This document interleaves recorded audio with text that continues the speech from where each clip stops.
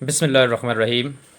अस्सलामुअलैकुम dear students, मैं हूं प्रोफेसर ग़ुलाम अली। स्टूडेंट्स, आज हम डिस्कस करने जा रहे हैं liquids chapter 4 first year chemistry का most important topic hydrogen bonding. जैसा कि हम डिस्कस कर रहे हैं इंटरमॉलिक्यूलर फोर्सेस, तो हमने उसमें डिस्कस किया था हाइड्रोजन बॉन्डिंग भी। तो हाइड्रोजन बॉन्डिंग को आज हम डिटेल में इस लेक्चर में डिस्कस करेंगे। हाइड्रोजन बॉन्डिंग भी एक इंटरमॉलिक्यूलर फोर्स है, लेकिन ये दूसरी चारों इंटरमॉलिक्यूलर फोर्सेस जैसा कि डाइपोल डाइपोल है, आयन डाइपोल है, इंड्यूस्ड डाइपोल है या लंदन डिस्पर्शन फोर्सेस हैं, उन फोर्सेस से कुछ मुख्तलिफ इंटरमॉलिक्यूलर फोर्स है और स्पेशली इसको हाइड्रोजन बॉन्डिंग का नाम दिया जाता है बिकॉज इसमें एक हाइड्रोजन एटम अपने से ज़्यादा हाईली इलेक्ट्रोनेगेटिव एलिमेंट्स के साथ जुड़ा होता है, जैसा कि ऑक्सीजन, नाइट्रोजन, फ्लोरीन। तो इसको हम सिमेट्रिकली लिख सकते हैं, नाइट्रोजन, ऑक्सीजन एंड फ्लोरीन। इन तीन एलिमेंट्स के साथ इनकी इलेक्ट्रोनेगेटिविटी इंक्रीज़ करती जाती है फ्रॉम नाइट्रोजन टू फ्लोरीन। तो जब हाइड्रोजन इन तीन एटम्स के साथ, एलिमेंट्स के साथ बॉन्ड बनाती है, तो हाइड्रोजन पे पार्शियल पॉजिटिव चार्ज और इसके ऊपर पार्शियल नेगेटिव चार्ज आ जाता है।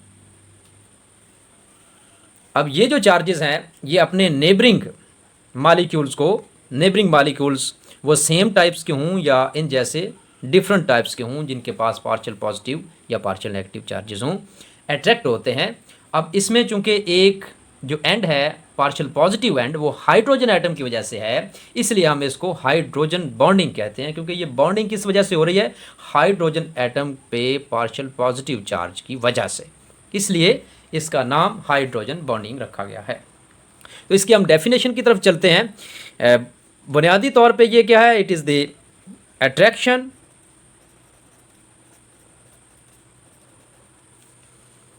between the lone pair of an electronegative atom.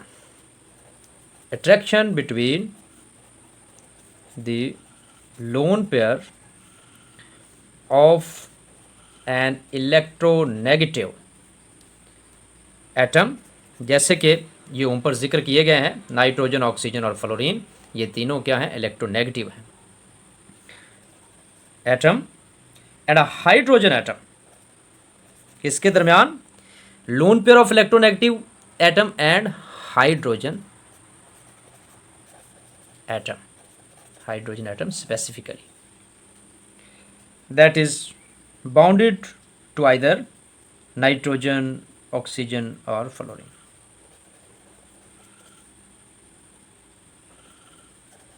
ये हाइड्रोजन किसके साथ बॉन्ड हो सकती है, बॉन्डेड टू इधर जो ये अबव मेंशन किए गए हैं, नाइट्रोजन, ऑक्सीजन, फ्लोरीन वगैरह।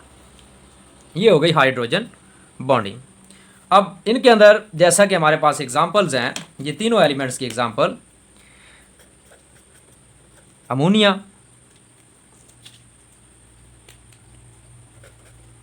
वाटर एंड हाइड्रोजन फ्लोराइड या हाइड्रोफ्लोरिक एसिड, ये हमारे पास क्या है, ये एग्जांपल्स हैं हाइड्रोजन बॉन्डिंग वाले मॉलिक्यूल्स की। अब इन सब के ऊपर कॉमन चीज़ क्या है, अगर हम इसको ड्रा करें, ये है अमोनिया की स्ट्रक्चर, अमोनिया के ऊपर क्या है, लोन पेयर। अब यहाँ पे क्या आ जाएगा, पार्शियल नेगेटिव, और इन हाइड्रोजन के ऊपर क्या आ जाएगा, पार्शियल पॉजिटिव चार्ज। सिमिलरली अगर हम वाटर की बात करें, तो वाटर में ऑक्सीजन ज़्यादा इलेक्ट्रोनेगेटिव है हाइड्रोजन की निस्बत, तो हाइड्रोजन पे पार्शियल पॉजिटिव और ऑक्सीजन पे पार्शियल नेगेटिव चार्ज आ जाता है।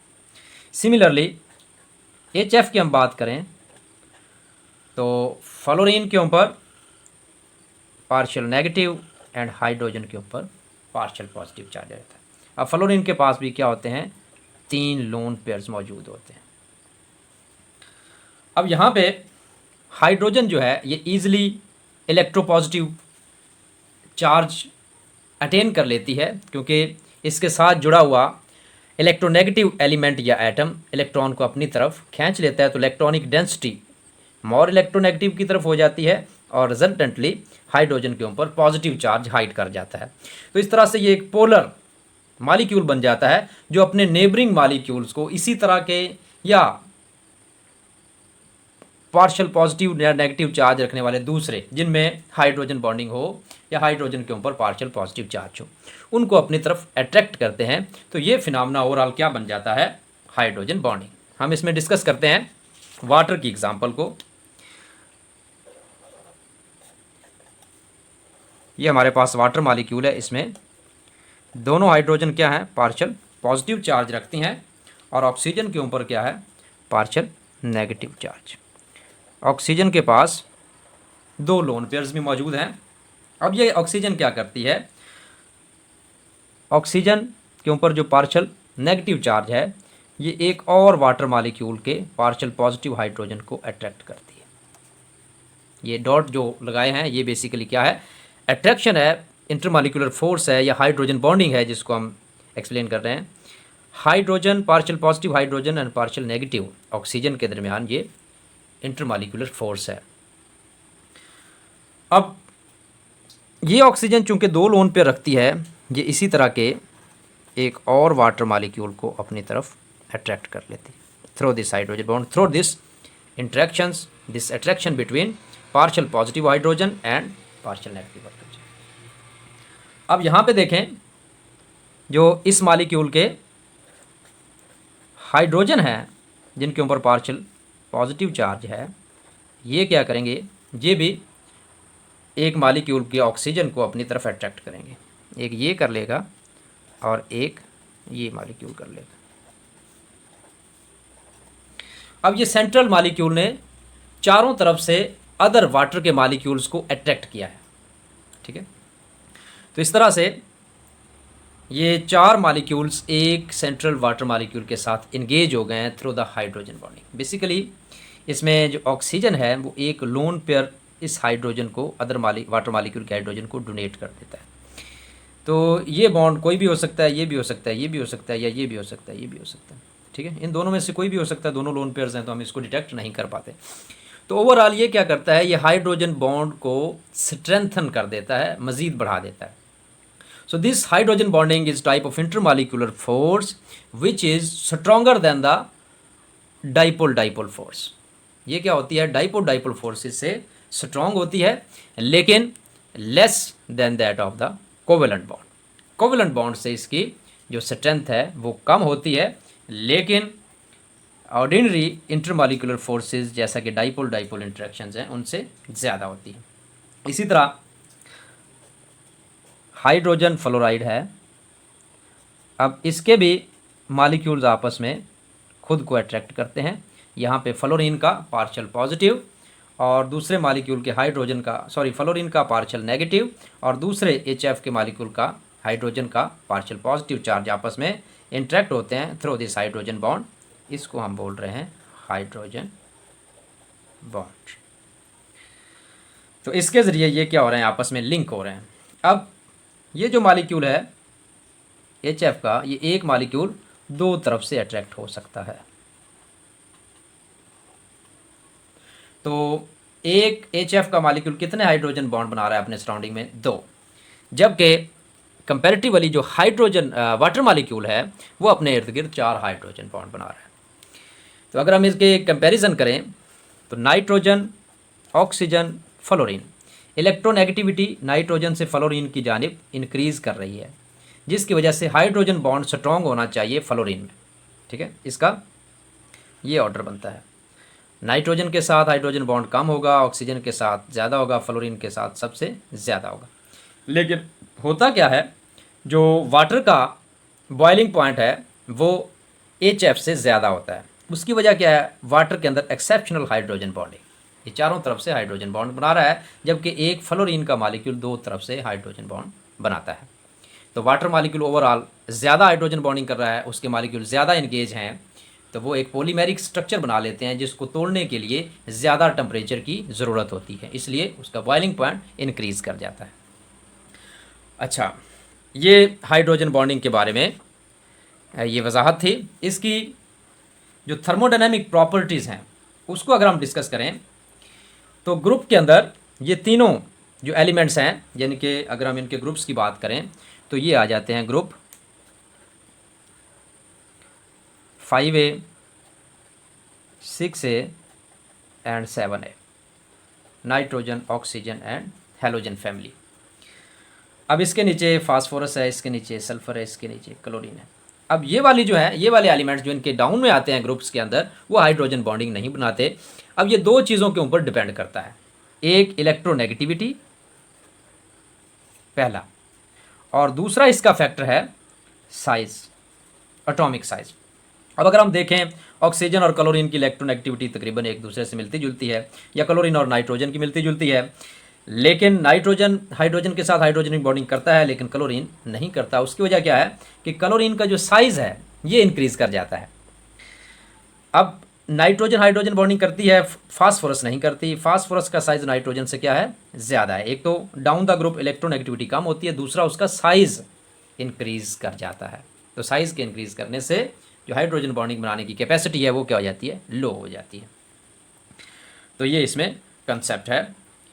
तो यही वजह है कि अगर हम इसमें एक क्वेश्चन आता है, शॉर्ट क्वेश्चन, बड़ा मशहूर क्वेश्चन है, उसको हम डिस्कस करते चलते हैं इसकी एप्लीकेशन से पहले, कि Y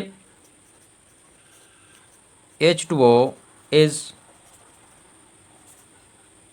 liquid but H2S is gas.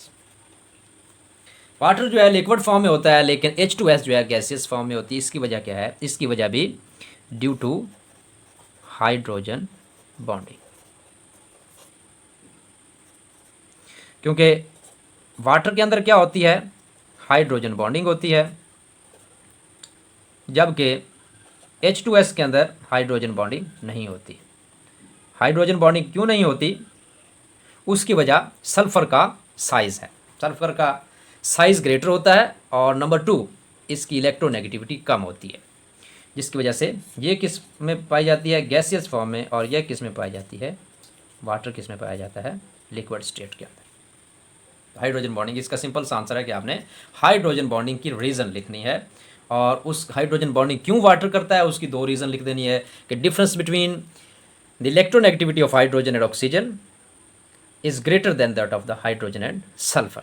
Secondly, the size of oxygen is smaller than that of the sulfur. तो ये इसका बेहतरीन आंसर है। तो थर्मोडायनामिकली जो तीनों हैं, अमोनिया, वाटर एंड HF, ये अपने से निचले जो हाइड्राइड्स हैं उनकी निस्बत इनके बॉइलिंग पॉइंट्स ज़्यादा होते हैं। उसके बाद फिर ये डाउन द ग्रुप इंक्रीज़ करते जाते हैं, इनके ज़्यादा होते हैं, फिर यकदम डिक्रीज़ करते हैं, फिर ये इंक्रीज़ करते जाते हैं। तो इनका इस तरह से ग्राफ बन जाता है कि पहले जैसे वाटर की हम बात कर लें तो वाटर ऑक्सीजन फैमिली है, हाइड्राइड, इसके बाद H2S आता है, ठीक है, ये डिक्रीज़ करता है और उसके बाद फिर ये इंक्रीज़ करना शुरू कर देती है, ठीक है।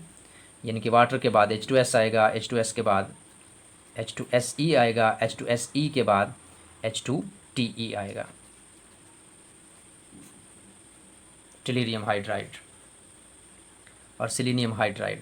अब इनके क्या होंगे, इनके जो बॉइलिंग पॉइंट्स हैं वाटर का ग्रेटर होगा और H2S का बहुत लो चला जाएगा। उसके बाद फिर ये इंक्रीज़ करना शुरू हो जाएगा, क्योंकि इनके जब साइज़ बढ़ने शुरू हो जाएंगे तो इनमें पोलराइजेबिलिटी का फिनोमेना आ जाएगा। तो पोलराइजेबिलिटी होने से इनके दरमियान इलेक्ट्रॉनिक डिस्टॉर्शन ज़्यादा होगी, जिससे इंटरमॉलिक्यूलर फोर्सेस या वान डेर वाल फोर्सेस इंक्रीज़ करती हैं।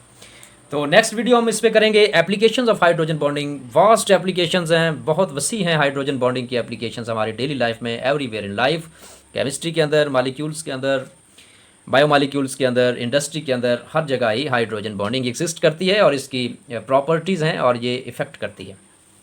तो इसके साथ ही अगली वीडियो तक के लिए मुझे इजाज़त दीजिए। खुदा हाफिज़।